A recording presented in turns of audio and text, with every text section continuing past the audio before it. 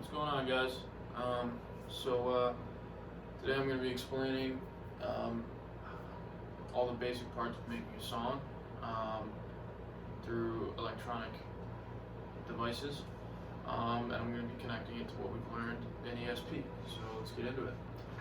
So when you're starting a song, you really need to be ready for anything. You have to have a creative mind while also being ready for hardship. Most importantly, you need to find your own sound, and you know whether that comes with failure or success, doesn't matter. You need to find your own sound. As far as uncertainty, you may start off unsure of what you want to do. I find myself struggling to find ideas a lot, but sometimes for me it helps to play around with like different sounds I can use. So to explore my curiosity in all of the different sounds that my software has to offer. And then you need to develop skills that really don't come naturally. So you want to use different instrument sounds that you have no idea how to play. And you want to try and incorporate sounds that you're just not used to using. And then you gotta also have a growth mindset. Be prepared to find a sound that you can build off of. Have an interest in learning something new every time you create. As far as ambiguity, you want to have an open mind. Don't count out certain ideas if you don't like it initially. It's always safe to test them in the sounds that you already have. So you also want to be open to other perspectives or new ideas. You want to listen. My thing is I like to listen to other people's music before starting my project, and you want to listen to how they put sounds together and learn from it. And you might experience some discomfort when you're exploring sounds, but you want to be open to using sounds and effects that you may not like, because sometimes they can sound really cool when mixed with other sounds. And as far as curiosity, what I like to do before I start is I just take a few minutes to browse the sound library. You never know what you're going to find, and there's really no better feeling than finding a perfect sound that would work with what you got. And then your curiosity also creates opportunities. Each new sound opens up new possibilities, such as like new effects, new ways of thinking, and new connections to other sounds. And you also want to explore. Just have some fun with it. Find what you want. Test it out. That's my thing. If you're unsure of something, just test it out. The best way to find that right sound is to try it out with different sounds that you already have, or just try it out and then add sounds behind it. There's always going to be a sound that can go better with everything else. So it's important to do that. And you also want to look at your project as a holistic experience. You don't want to look at it by each individual sound, because ultimately the listener is going to decide whether they like the sound, whether they like the project after listening to the whole thing. They're not going to go through. They don't have the audio files. They can't look at each specific instrument and listen for that. They're going to listen to the whole thing altogether, and that's what makes people like music. So try not to be too hard on yourself when it comes to each individual sound, because you never know what it's going to sound like with the rest of the sounds. And one of the huge things is divergence. So you want to use sounds that people aren't going to expect. So for example, I'm going to go to synthesizer, soundscape, Iceland. This is a weird sound. I don't know if you can hear that. That's weird. But then you put it together into something cool, and it'll be like.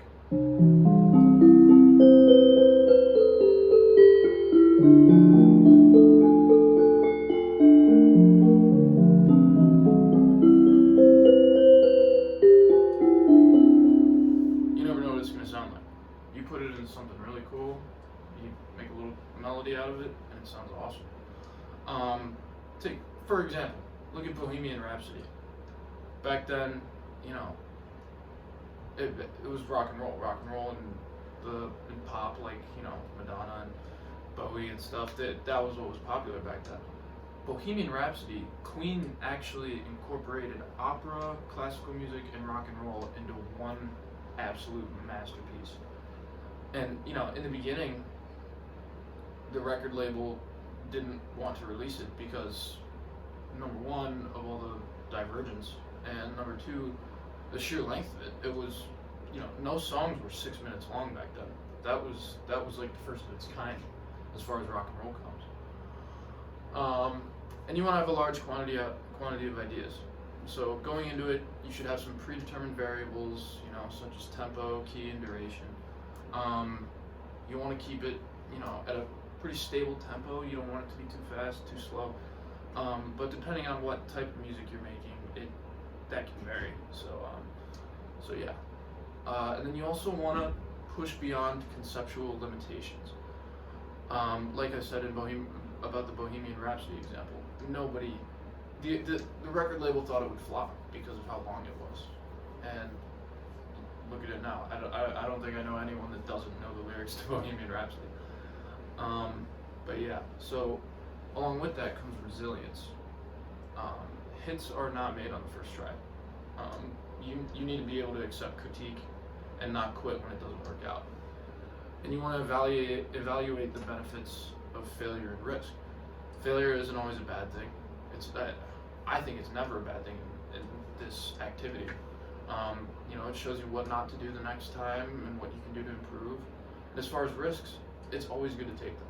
You know, if it doesn't work out, just go back and change it up a little bit. The beauty of making music independently is that you're really not answering to anyone. So if people don't like your work, you can just go back to the drawing board. You have infinite tries, infinite attempts. So that's what's nice about this. And success versus failure, there's obvious, you know, definitions there. But in my opinion, success on the first try is a curse. You have no way to gauge your abilities if it works out the first time. Like, look at Carly Rae Jepsen.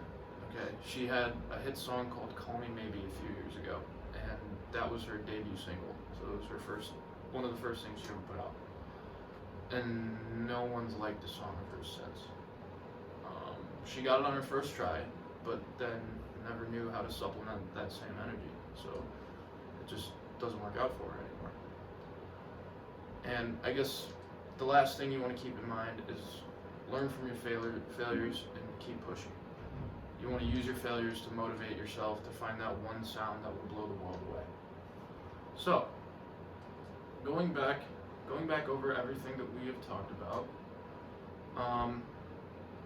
like I said before, you may be uncertain. You may be unable to figure out what you want to do, what sounds you want to use, and that's totally okay. I find myself in the same spot. But I think, like I said before, you have to have some predetermined things. So I had already picked out a couple cool sounds. So I have this, where's it at? This sound, distant air. Okay,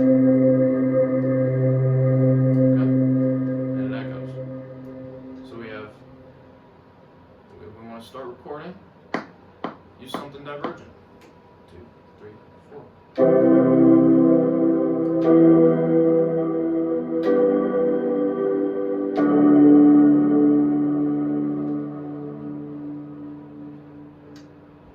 Okay, so we have our first little bass lick.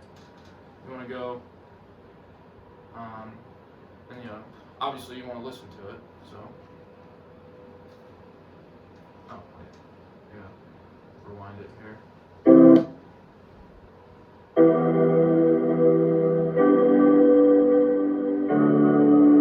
There we go. So, and then you want to just be creative with it. You know, just browse around the sounds, look for something cool, look for, you know, what you might think might sound good with this. So I'll be back in a minute, and I will find something Right, so I found here a little cool sound that goes with the previous one. It's called ethereal mallets, and we're gonna give it a try here. So here we go.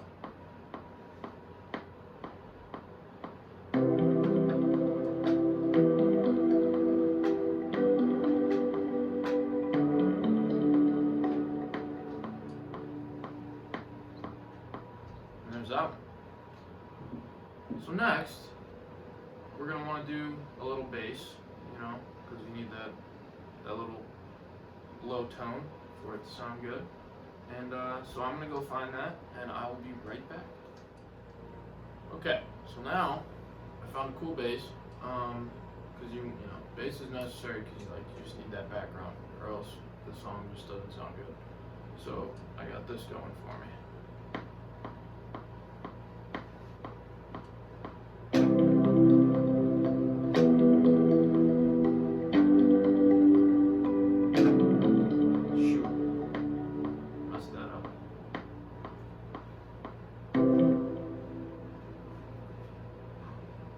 Okay, so I found a cool bass.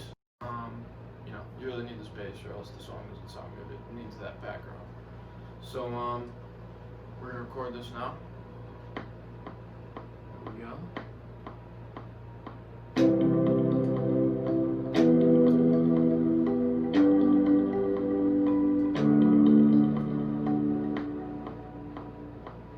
Awesome. So now we have the bass. Want to throw in some drums,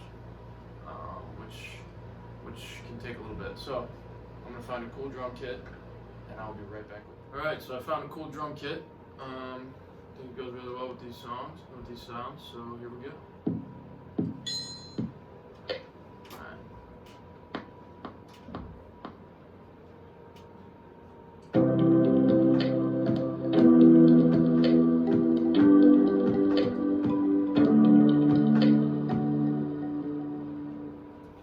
I'll fix up the timing, and I'll see you then. Alright, and with a little bit of modification, a little bit of time quantizing, this is what we come up with.